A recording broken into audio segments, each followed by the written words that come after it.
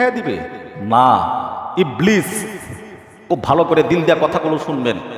ইবলিস লাখো কোটি বছর মহান আল্লাহ তাআলার গোলামি করেছেন, করার পরে যখন আল্লাহর একটা হুকুমকে অমান্য করলো, আল্লাহ তাআলা তাকে বিতাড়িত করে শয়তান শয়তান কেতাব দিয়া উপাধি দিয়ে আল্লাহ তাআলা পাঠিয়ে দিলেন। যখন জমিনে আসবেন তখন আল্লাহ তাআলার কাছে কয়েকটা জিনিসের আবদার করছিল, দাবি করছিলেন যে কি আল্লাহ, আমি এত বছর তোমার গোলামি করলাম, বিনিময়ে কি আমাকে কোনো কিছু দিবা না? আল্লাহ তাআলা বললেন অবশ্যই, তবে জান্নাত ছাড়া। তবে কথা বলেন, তবে কি ছাড়া? জান্নাত ছাড়া। আল্লাহ তাআলা বলেন জান্নাত দেওয়া যাবে না, জান্নাত ছাড়া তুমি যা চাও তাই পাইবা। ঠিক আছে, আমার জান্নাতের প্রয়োজন নেই। এরকম ইবলিস মার্কা মানুষ সমাজে দেখবেন, পড়তে পড়তে পড়তে পড়তে বহুত আছে।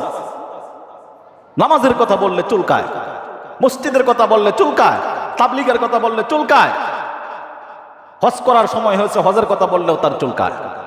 কারণ কেন? চরিত্র তো ওই ইবলিস মার্কা, বন্ধু তো ইবলিসের সঙ্গে, দুস্তি তো তার ইবলিসের সঙ্গে। সে মসজিদের দ্বার দাঁড়ে না, সে নামাজের দ্বার দাঁড়ে না, সে হজের দ্বার দাঁড়ে না, সে জাকাতের দ্বার দাঁড়ে না, সে রোজার দ্বার দাঁড়ে না।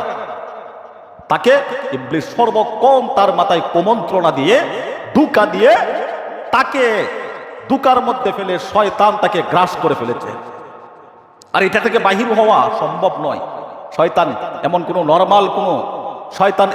নরমাল কোনো ব্যক্তি নয় যে তার সঙ্গে আপনি যুদ্ধ করে, তার সঙ্গে আপনি জিহাদ করে, তাকে পরাজিত করে আপনি মসজিদের মধ্যে দৌড়ে আইসা আল্লাহর ইবাদত বন্দি করে লইবেন।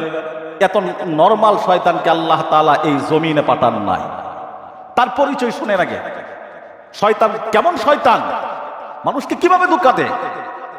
এই লাখো কোটি বছর যখন বান্দা এই শয়তান আল্লাহ তাআলার ইবাদত বন্দিগি করলেন, যখন এই জমিনের মধ্যে আসবে তখন আল্লাহ তাআলার কাছে বললেন, মালিক এই এত এত বছর তোমার ইবাদত বন্দিগি করলাম, বিনিময় কিছু দিবা না? আল্লাহ বলেন জান্নাত ছাড়া যা চাইবা তুমি তাই পাইবা। ঠিক আছে, জান্নাতের প্রয়োজন নেই, তাহলে দাবি করো, কি চাও? এক নাম্বার দাবি, বলেন এক নাম্বার দাবি হলো আমাকে কিয়ামত পর্যন্ত হায়াত দান করো। এজন্য আমাদের সমাজের মানুষ দেখবেন কিছু যখন দোয়ার একটু সুযোগ পায়, দোয়া করার জন্য বড় কোনো মজলিসে যায় অথবা মসজিদের মধ্যে এসে যখন ইমাম সাহেবের সঙ্গে হাত উঠায় দোয়া করে, তখন বলে আল্লাহ আমার সম্পদ দাও, আল্লাহ আমাকে বাড়ি গাড়ি দাও, আল্লাহ আমাকে সন্তান দাও। কিন্তু এই কথা মুখ দিয়ে বাইর হয় না, আল্লাহ আমি যে তামাম জিন্দেগি গুনাহ করছি, আল্লাহ এই গুনার উপর তওবা করলাম, আগে তুমি আমাকে মুক্তি দাও। এমনটি সচরাচর অ্যাভেলেবেল মানুষ বলে না, কিছু মুষ্টিময় মানুষ এই কথাগুলো বলে, দোয়া করে আল্লাহ তাআলার কাছে করে। এজন্য মুমিন মুসলমানের কাজ হইল সর্বক্ষণ দোয়া করব কি, আল্লাহ তুমি আমাকে পাপ মুক্ত রাখো, গুনাহ মুক্ত জিন্দেগি দাও, আল্লাহ অপরাধ মুক্ত আমাকে একটা জিন্দেগি দান করো, আল্লাহ তুমি আমার নামটা জান্নাতের কাছে উঠাই রেখো, আল্লাহ তাআলা তুমি আমাকে হালাল পথে চলার মতন তৌফিক দাও, আল্লাহ আমার সন্তানদেরকে হালাল পথে পরিচালনা করার মতন আমাকে তৌফিক দাও, আল্লাহ আমার বিবি বাচ্চাদেরকে নিয়ে যেন কিয়ামতের ময়দানে তোমার সামনে দাঁড়াইতে পারি, আল্লাহ সেই ক্ষমতা তুমি আমাকে দান করো। এমনটি আমরা সচরাচর এটা এমনটি বলি না, বলি তো বলি কি, গাড়ি দাও, বাড়ি দাও, টাকা পয়সা দাও, ব্যাংক ব্যালেন্স দাও, ইত্যাদি ইত্যাদি। হুজুর নামাজও তো যাবো, আর কিছুদিন যাক না, পোলাপানের জন্য তো কিছু করতে পারি নাই। কি পোলাপানের জন্য কিছু করতে পারি নাই, হুজুর আর কিছুদিন যাক, একটু গুছাই, পরিবারটা একটু, সংসারটা একটু গুছাই আমি, তারপর না হয় মসজিদে যাব। আপনাকে আগামীকালকে পর্যন্ত হায়াত দিল কে? আগামীকালকে পর্যন্ত আপনি বাঁচবেন তার গ্যারান্টি কোথায় পাইলেন? ধোঁকা, ধোঁকা, শয়তান ধোঁকা দিয়ে রাখছে। শয়তান বললেন কি? চারটা জিনিস। এক নাম্বার, কিয়ামত পর্যন্ত আমার কি দেন? হায়াত দেন। দুই নাম্বার, আল্লাহ তুমি আমাকে এমন একটি শক্তি দান করো, আমি যেন চোখের পলকে, চোখের পাতি মারার সঙ্গে সঙ্গে পৃথিবীর এক প্রান্ত থেকে অপর প্রান্তে যাইতে পারি। বসেন বসেন। পৃথিবীর এক প্রান্ত থেকে অপর প্রান্ত যেন আমি চোখের পাতি মারার সঙ্গে সঙ্গে যাইতে পারি। আল্লাহ তাআলা বলেন যা দিলাম। নাম্বার 3, আল্লাহ তাআলা বলতেছে, শয়তান দাবি করতেছে, তাই আল্লাহ আমাকে এমন একটা সুপার পাওয়ার দান করো যেন আমি যে কোনো মুহূর্তে, যে কোনো সময়, যে কোনো জিনিসের রূপ ধারণ করতে, আকৃতি ধারণ করতে পারি। ইচ্ছে করলে গরু, ইচ্ছে করলে মহিষ, ইচ্ছে করলে বেড়া, ইচ্ছে করলে গাছ, ইচ্ছে করলে মাছ, ইচ্ছে করলে পানি, যা মন চায় তাই জন্য আমি ধারণ করতে পারি। আল্লাহ তাআলা বললেন যাও দিয়ে দিলাম। কয়টা হয়েছে? কথা বলেন, কয়টা হয়েছে? কই ওয়াজ করতে ঘুমাইতেছেন? মুখস্থ করেন, কাজে লাগবে। শোনা বন্ধুর গান তো জীবন বড়াই মুখস্থ করলাম, কাজে কি লাগছে? কোনো লাগে তো নাই। হ্যাঁ, এটাই বাস্তব, এটাই সমাজের চিত্র। দেখেন আপনি তাকায়া, এমন কোনো মানুষ পাইবেন না যে 10টা 5টা 20টা গান মুখস্থ জানে না, কিন্তু এমন মানুষ পাইবেন বড় অভাব। হুজুর ভাই বলেন তো 10টা সূরা শুদ্ধ করে, 10টা নামাজের 10টা সূরা বলেন তো। 1000 মানুষের মধ্যে ধরবেন, আমি আল্লাহর কসম করে বলতে পারি, সমাজ ইমামতি করি সেই সুবাদে জানি, 1000 মানুষ ধরবেন, 1000-এর মধ্যে আপনি দেখেন 50টা লোক তেমন পান কিনা, আলেম ব্যতীত। গায়রে আলেমদের মধ্যে, সাধারণ পাবলিকদের মধ্যে, মুসল্লিদের মধ্যে শুদ্ধ করে 10টা সূরা তেলাওয়াত করতে পারে এমন মানুষ খুবই কম পাওয়া যাবে। কিন্তু লেখাপড়া করে নাই, মাদ্রাসাতেও না, স্কুলেও না, কোনোদিন স্কুল মাদ্রাসার শিক্ষা প্রতিষ্ঠানের বারান্দাও যায় নাই। যদি বলেন ভাই বলেন তো শোনা বন্ধুর 10টা গান বেড়াচেরা লাগায় যেইভাবে হোক কম বেশি আমরা ঠিকই কিন্তু কম বেশি বলতে পারবো। আপনার বিবেককে প্রশ্ন করেন, তাহলে আপনার অবস্থানটা কোথায়? আপনার করার কি ছিল আর করলেন কি? আপনার দায়িত্ব কি ছিল আর আপনি করতেছেন কি? আগামী দিনে আপনি যাবেন কোথায়? কি নিয়ে যাবেন? সঙ্গে তো কিছুই যাবে না। দুনিয়ায় কাউকে কিচ্ছু দিতে পারে না, দুনিয়া নেয়, দুনিয়া মানুষের কাছ থেকে ছিনিয়ে নেয়, দুনিয়া কাউকে কিচ্ছু দিতে পারে না। তাকাইয়া দেখেন, ইতিহাস প্রমাণ করে, ইতিহাস সাক্ষী, আমাদের আকাবির, আমাদের পূর্বপুরুষরা যারা এই জমিনে বিচরণ করেছেন, যারা এই জমিনে আসছেন, কেউ তো থাকতে পারে নাই, কেউ তো থাকতে পারে না, সবাই চলে গেছে।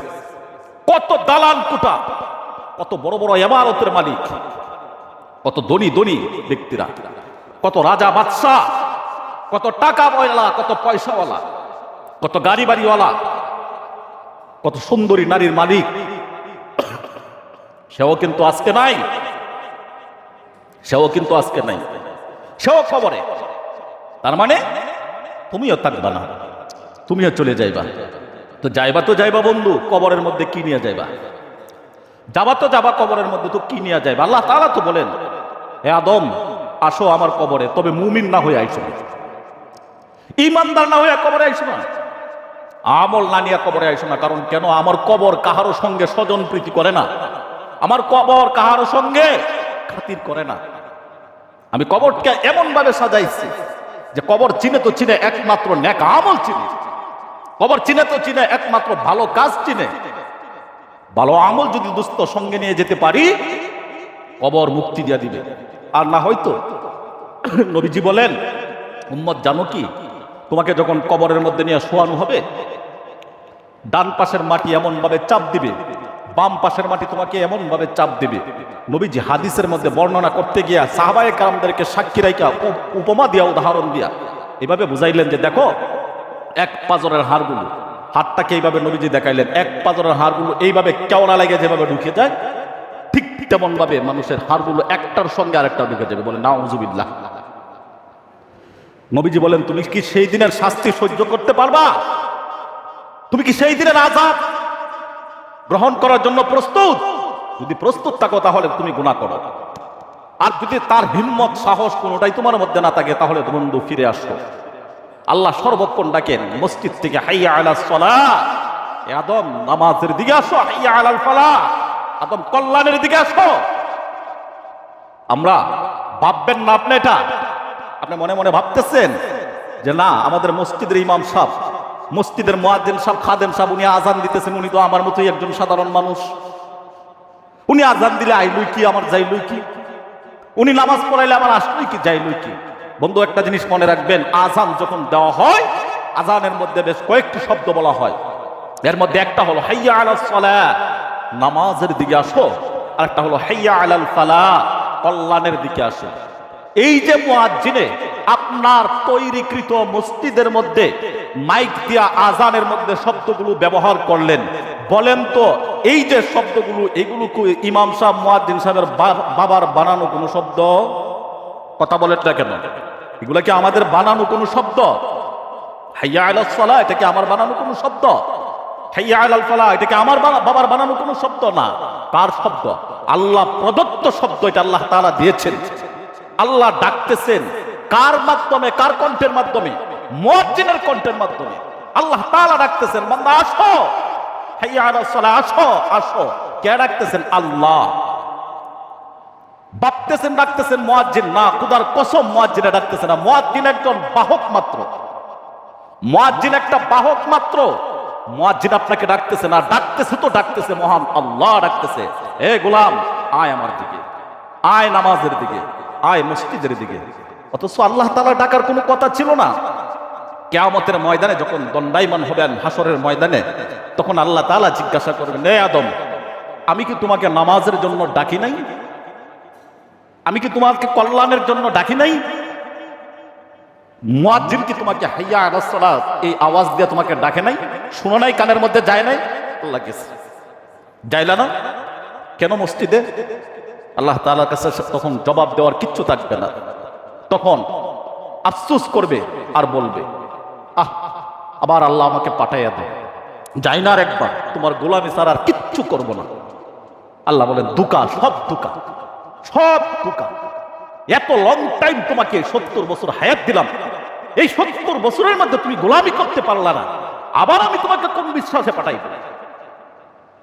একটা মানুষ দেখবেন একজনের কাছে যখন প্রতারণার শিকার হয়ে যায়, দ্বিতীয়বার সেই লোকটাকে কেউ বিশ্বাস করতে চায় না।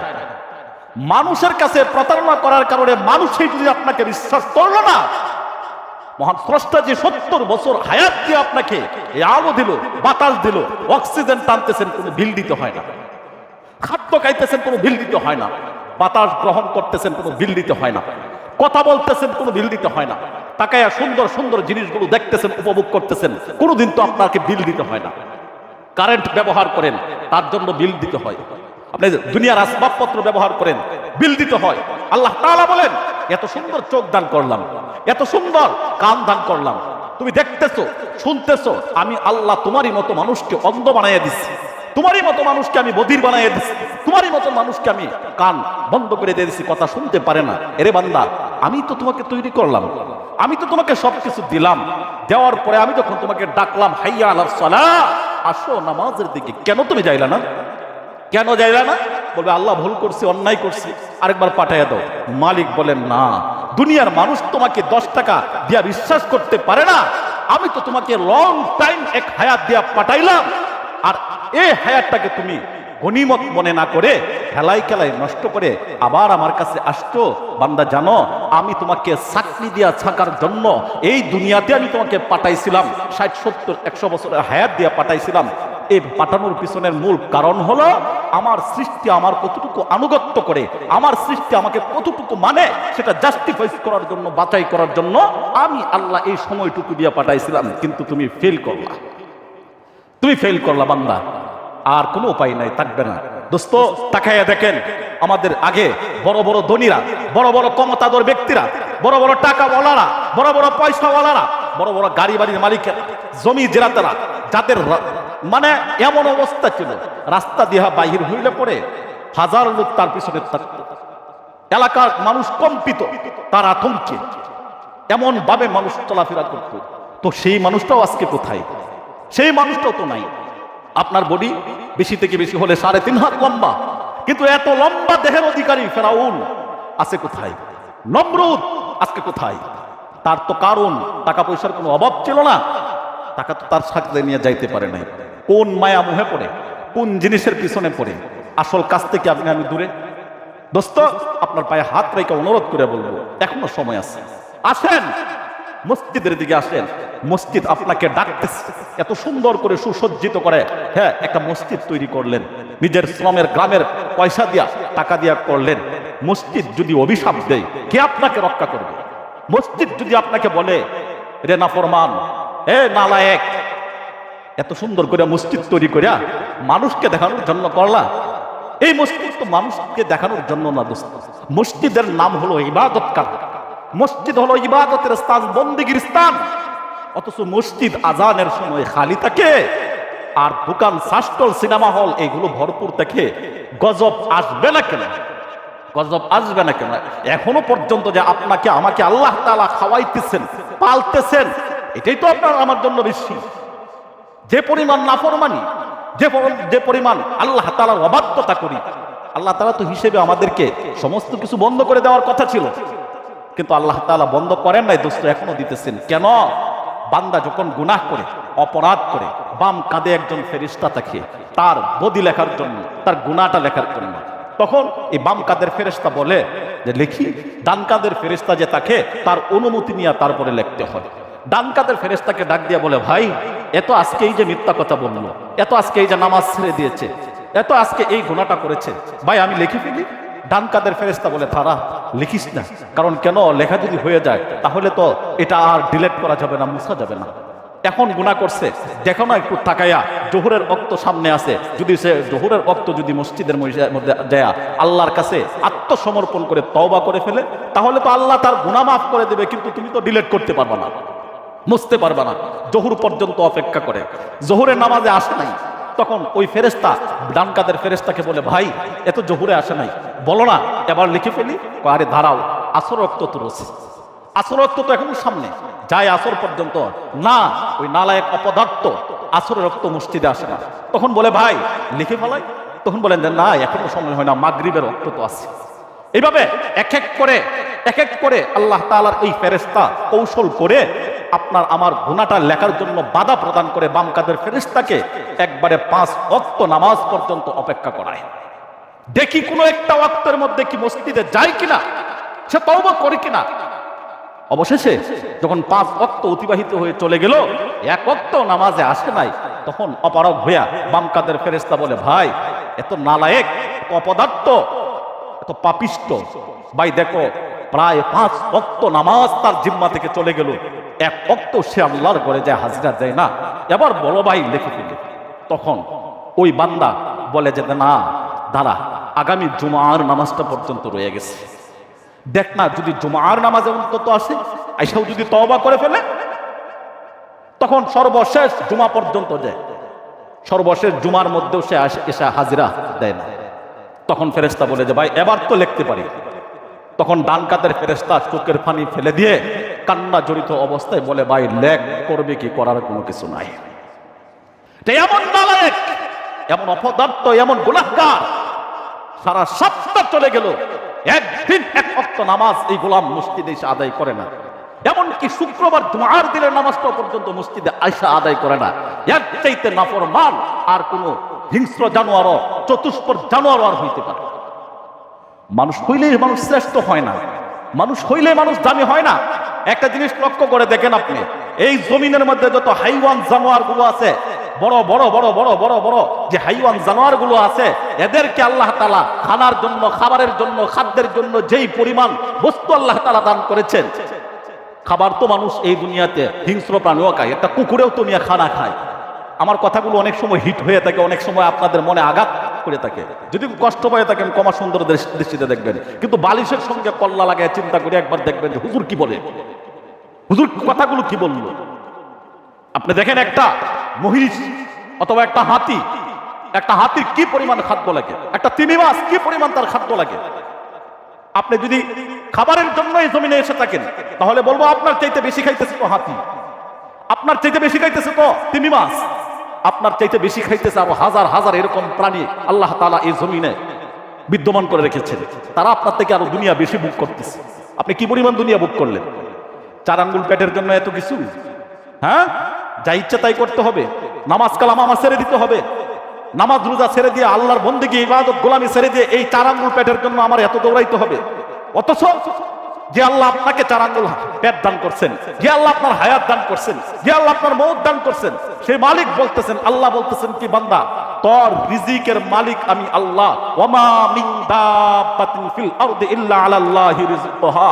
আল্লাহ তাআলা বলতেছেন এই যে তোমার রিজিক, তুমি কত বছর থাকবা জমিনে, কত বছর বাঁচবা তুমি, এই সময়টুকু রিজিকের ব্যবস্থা আমি আল্লাহ কুদরতে জিম্মায় করে রেখেছি। বলেন সুবহানাল্লাহ। আল্লাহ তাআলা বলতেছেন এটা আমার দায়িত্ব, তোমার দায়িত্ব হলো তুমি গোলামি করা, আর আমি আল্লাহর দায়িত্ব হলো তোমার রিজিক তোমার ঘরের ভিতরে পৌঁছে দাও। সুবহানাল্লাহ। আপনি আল্লাহর গোলামি করেন না, আপনি মসজিদে এসে সেজদা দেন না, আপনি আল্লাহ তাআলার দাসত্ব আদায় করেন না, দেখেন না আপনি কি রিজিকে মরেন কিনা? আমরা কি মরে যাইতেছি? হ্যাঁ, আমরা কি মরে যাইতেছি? যারা নামাজ পড়তেছে তারা কি খাদ্যের অভাবে, রিজিকের অভাবে মরে গেছেন? না, বরং আপনি যেই পরিমাণ সুখ আর শান্তিতে আছেন, আল্লাহর কসম করে বলতে পারি আমাকে আল্লাহ আপনার চাইতে 1000 গুণে সুখ শান্তিতে রাখছে। ভাবতেছেন আমি বোকা, আমি দুনিয়া বুঝি না, আমি কিচ্ছু জানি না। আরে না ভাই, আপনি যেই পরিমাণ দুনিয়া বুঝেন তার চাইতে 6 লাইন আমি বেশি বুঝি। আমারও তো দুনিয়ার প্রয়োজন আছে, আমারও তো বিবি বাচ্চা আছে, আমারও তো আলিয়া ওলাদ আছে, আমারও তো সংসার আছে, আমার তো দুনিয়ার প্রয়োজন। কিন্তু আমি এই দুনিয়া চাই না যেই দুনিয়া টেনে আমাকে জাহান্নামে নেবে।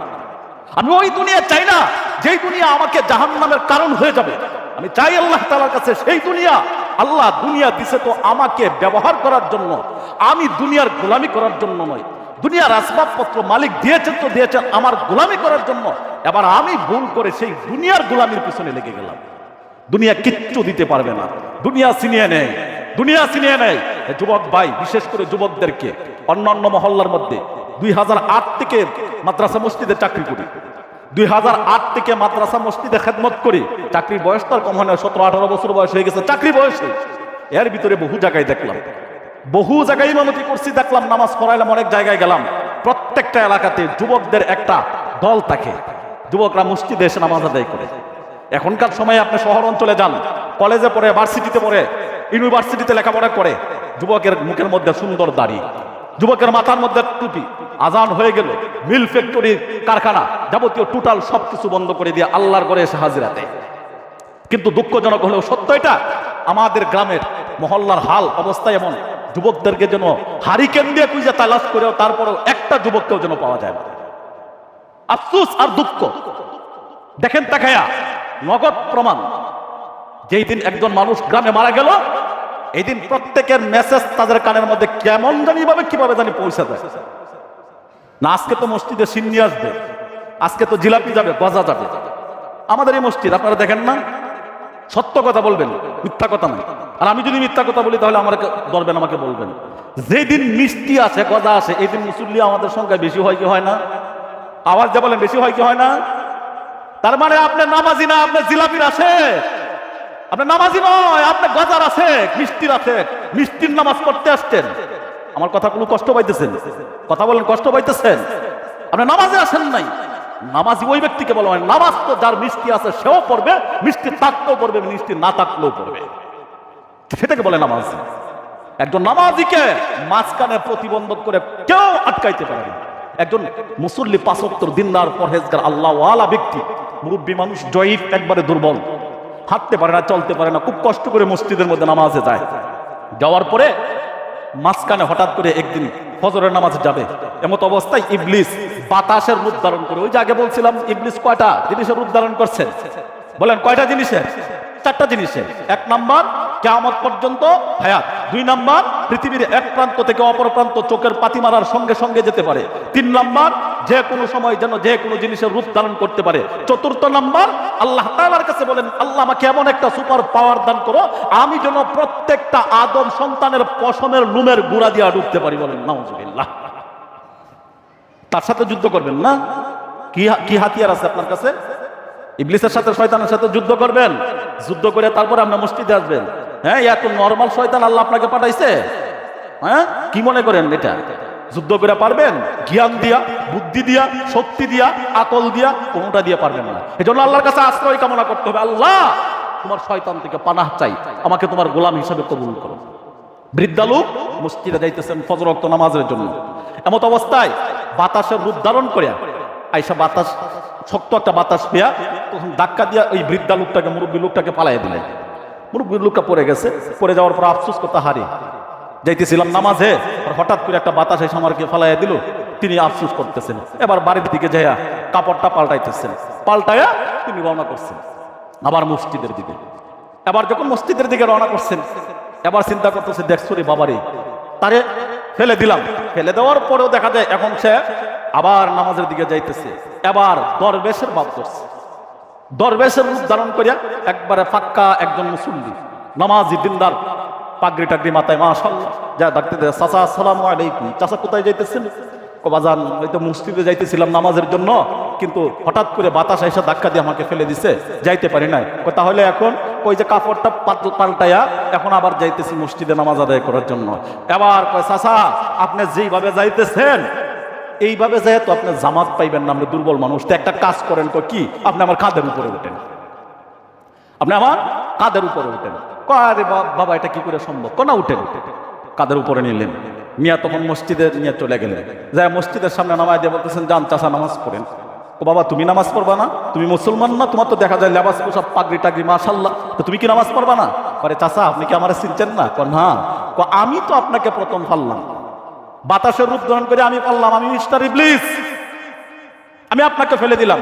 কিন্তু আবার চিন্তা করলাম যেই লোকটাকে ফেলে দেওয়ার পরেও নামাজ জামাত সারে নাই, আবার মসজিদের দিকে যাইতেছে, তাহলে তো আল্লাহ তাআলা তাকে ডাবল সওয়াব দান করে দিবেন। সুবহানাল্লাহ, ডাবল সওয়াব দান করে দিবেন। সুতরাং পায়ে হাইটা যাওয়ার দ্বারা এই আল্লাহর বান্দা যে সওয়াব পাইতো, অন্তত এই সওয়াবটা থেকে যেন তাকে বঞ্চিত করতে পারি, সেই জন্য আমি আপনাকে কাঁধে করে মসজিদের মধ্যে নিয়ে আসলাম। এটা হলো মিস্টার ইবলিস। আপনাকে কিভাবে ধোঁকা দিবে আপনি টেরও পাইবেন না। কারণ কেন? আপনার পশমের লুমে লুমে দিয়া ঢোকার অনুমতি সার্টিফিকেট আল্লাহ তাআলার কাছ থেকে সে নিয়ে আসতেন। সুতরাং এমন শত্রুর সঙ্গে আপনি যুদ্ধ করে মসজিদে আসতে পারবেন না। আল্লাহর কাছে দোয়া করবেন। তো কিভাবে? আল্লাহ আমি বিতাড়িত শয়তান থেকে আশ্রয় কামনা করি। এর আরবি একটা দোয়া হলো, বলেন আমার সঙ্গে, আউযু বিল্লাহি মিনাশ শাইতানির রাজিম। পারবেন না এটা? কথা বলেন পারবেন কিনা? একবার শুধু মানে আউযু বিল্লাহি মিনাশ শাইতানির রাজিম, আল্লাহ তোমার বিতাড়িত শয়তান থেকে তোমার কাছে আশ্রয় কামনা করি। আমি তোমার গোলামি করতে চাই, মাঝখানে বাধা, আল্লাহ তার কাছ থেকে আশ্রয় চাই, তুমি আমাকে হেফাজত করো। এই দোয়াটা বেশি বেশি পড়বো, দেখবেন ইনশাআল্লাহ আপনার নামাজের জন্য মসজিদের জন্য মন তৈরি হবে ইনশাআল্লাহ। আর সিনেমা হলে একটু কম বসেন, সিডি দেখা বন্ধ করেন। আর কত দাড়ি তো ফেঁকে গেছে, এই মিয়া লজ্জাও করে না? লজ্জাও তো লজ্জা পায় আপনার দিকে।